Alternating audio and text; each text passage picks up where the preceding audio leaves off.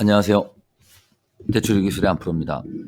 2023년 2월 10일 날 그 보도된 자료에 의하면 2023년 3월 2일부터 여러 가지 주택담보대출 규제가 한 번 더 완화됩니다.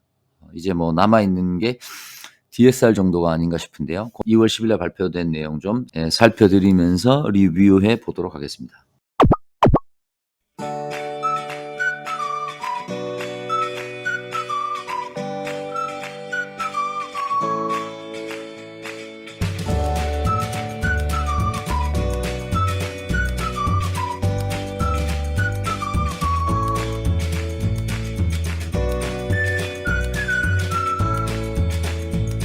자, 이번 발표 내용이 우선 뭐 제목이 이렇게 있는데요. 보지 않고 바로 골자로 넘어가 보도록 하겠습니다. 일단 이번에 완화되는 내용은요. 2023년 3월 2일 날 잠정 시행됩니다. 해당 사항이 있으신 분들은 잘 체크해 놓으셨다가 아마 실제 신청은 3월 2일부터 해야 되지 않을까. 그 전에 준비하셨다가 신청 또는 심사 가능한 건 3월 2일 이후가 아닌가 싶습니다. 이번 건은 충분히 시간을 두고 미리 발표했기 때문에 아마 대부분 금융기관이 3월 2일부터 이게 적용돼서 시행될 것 같아요. 자, 그럼 주요 내용이 이렇게 한 6가지 정도 쭉 있는데요. 이걸 그냥 안에 그 디테일한 내용이 있으니까 보면서 바로 설명드려 보도록 하겠습니다. 먼저 추진 배경은 안 보도록 하겠고요. 자, 주요 개정 내용 중에 이제 첫 번째, 이 다주택자의 규제 지역 내 주택담보대출을 허용하겠다.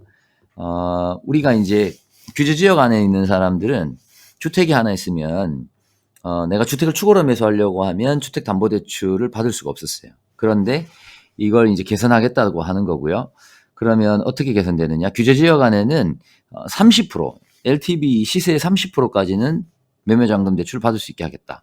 그리고 비규제 지역은 60%까지 받을 수 있게 하겠다. 근데 뭐 비규제 지역은 원래 60%까지 가능했기 때문에 이거는 기존 그대로인 거고, 그다음 이 부분 역시 30%. 지금 무주택자의 규제 지역 기본 LTV가 50%까지 완화돼 있거든요. 근데 일단 30%까지는 받을 수 있겠다. 받을 수 있게 해주겠다. 이게 무슨 의미가 있을까 싶어요. 30% 해주는 게요. 예를 들면은 규제 지역이면 그 서울 안에 4개 구가 남아 있거든요.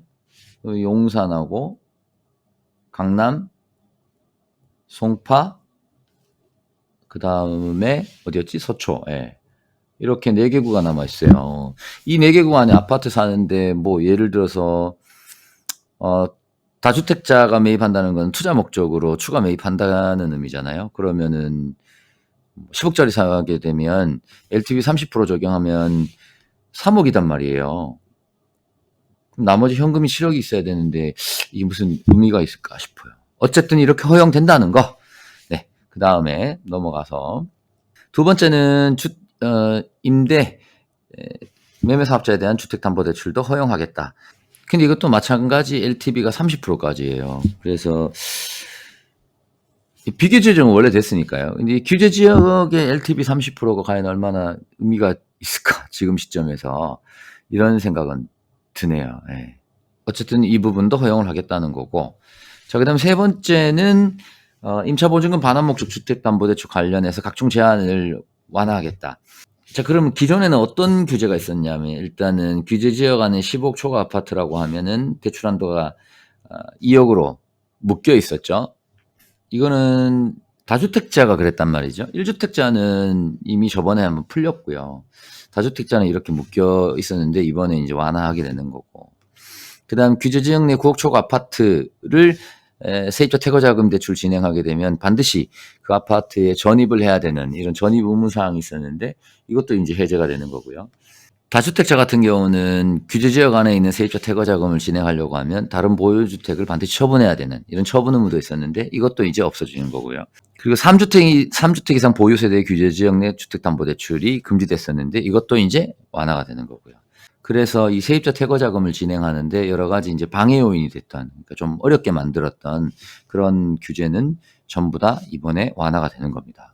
단 아쉽게도 각종 제한을 전부 폐지하긴 하지만은 LTV, DSR 범위 한도 내에서만 대출이 가능합니다. 즉 가장 문제는 이건 거죠. DSR 범위 한도 내에서 대출을 취급할 수 있다. 그러니까 결국은 차주 단위 DSR은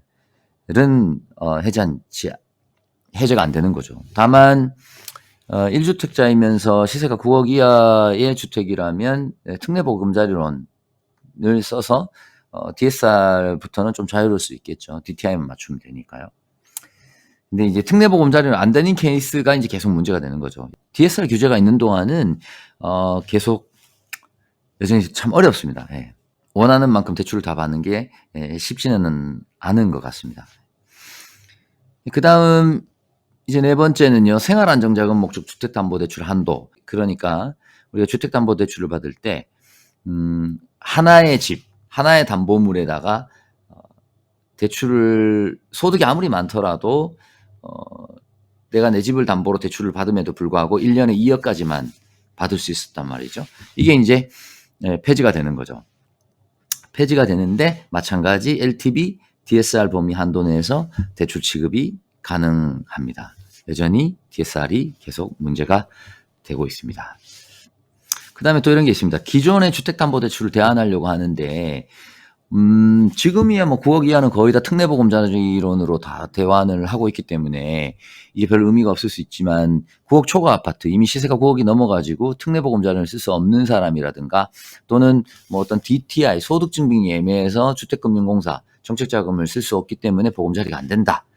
그런 분들 같은 경우는 일반 주담대로 대환을 하거나 해야 되는데 그럴 경우에는 DSR이 원체 문제가 돼서 뭐 대환 자체를 못 받게 돼 있다 보니까 기존 대출 시점에 DSR을 적용하겠다. 그러니까 우리가 DSR이 현재 차주 단위 DSR이 3단계 와 있단 말이죠. 그러니까 1단계, 2단계, 3단계 이렇게 DSR이 있었는데 시기별로 본인이 원래 대출, 원래 최초에 그 지금 사용하고 있는 주담대를 받았던 시점에 그 시점에 DSR을 적용해 가지고 새로 대환할 때도 과거에 자기가 받았던 시점에 DSR을 적용해서 해주겠다. 그러니까 DSR 부분에서 조금 여유가 있을 수는 있겠죠. 다만 요거는 1년 한시적으로 하고 추가 대출은 안 된다. 뭐 추가 대출을 받는 경우는 이제 현재 시점에 차주 단위 DSR 3단계를 적용해서 해야 되겠죠. 그 다음에 여섯 번째 내용은 서민 실수요자 주택담보대출 한도를 폐지하겠다. 이게 이제 기존에는요, 뭐 계산해가지고 6억을 초과하더라도 6억까지만 하게끔 돼 있었단 말이죠. 이것도 늘어났던 거예요, 얼마 전에. 그런데 이 6억 기준을 폐지한다. 그냥 LTV DSR 범위 안에서 맞추면 DSR 맞추면 그 안에서 다 그냥 6억이 넘더라도 다 받게 해주겠다 이런 거죠. 다만 이제 서민 실수요자 요건이라고 있어요. 이런 거는 기존 현행과 동일하게 하겠다. 요건 뒤에서 좀 더 살펴보도록 하겠고요. 자, 그래 이렇게 완화를 하는데 계획이 언제부터냐면 3월 2일부터예요. 3월 2일부터.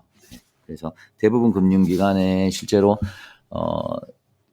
뭐 심사를 올릴 수 있는 거, 접수할 수 있는 거 이런 거는 3월 들어서 가능하겠고요. 네, 그래서 저는 이 바뀐 내용을 항상 이렇게 그 제 홈페이지에다가 보실 수 있게끔 항상 정리하고 있습니다. 규제가 반복되고 또 해제되고 이러다 보니까요. 표가 얼핏 보면 굉장히 복잡해 보여요.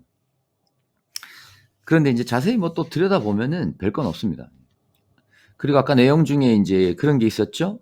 무주택 서민 실수요자 뭐 이런 요건들은 바뀌지 않았다. 그러니까 무주택 서민 실수요자 충족 요건들이 있거든요. 그러니까 투기 과열 규제 지역 안에서는 투기 과열지구 안에서는 집값이 9억 이하야 되고 조정 대상 지역 안에서는 8억 이하야 되고 부부 합산 소득이 뭐 생초인 경우는 1억 미만, 일반적으로는 9천만 원 이하여야 된다는 조건.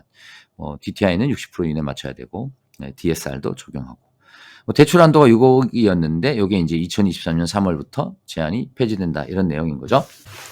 네, 뭐 이렇게 내용이 많지는 않습니다. 그런데 DSR 부분이 역시 가장 문제가 여전히 되네요. 네.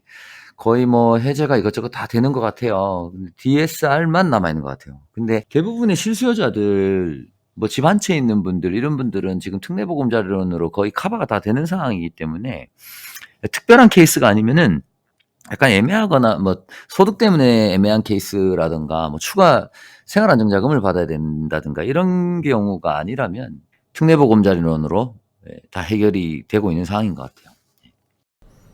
네, 이번 완화 방안을 보면 역시 그 다주택자들한테 좀 혜택이 있는 부분이 있는 것 같아요. 특히 세입자 보증금을 돌려주기 위해서 대출을 받아야 되는데 그 물건이 규제지역 안에 있어서 생활안정자금 1년 2억 한도에 묶여서 어쩔 수 없이 부족한 부분을 고금리 대출로 써야 됐던 뭐 이런 분들, 그런 분들한테 효과가 가장 큰 것 같아요. 네, 감사합니다. 대출의 기술의 안프로였습니다.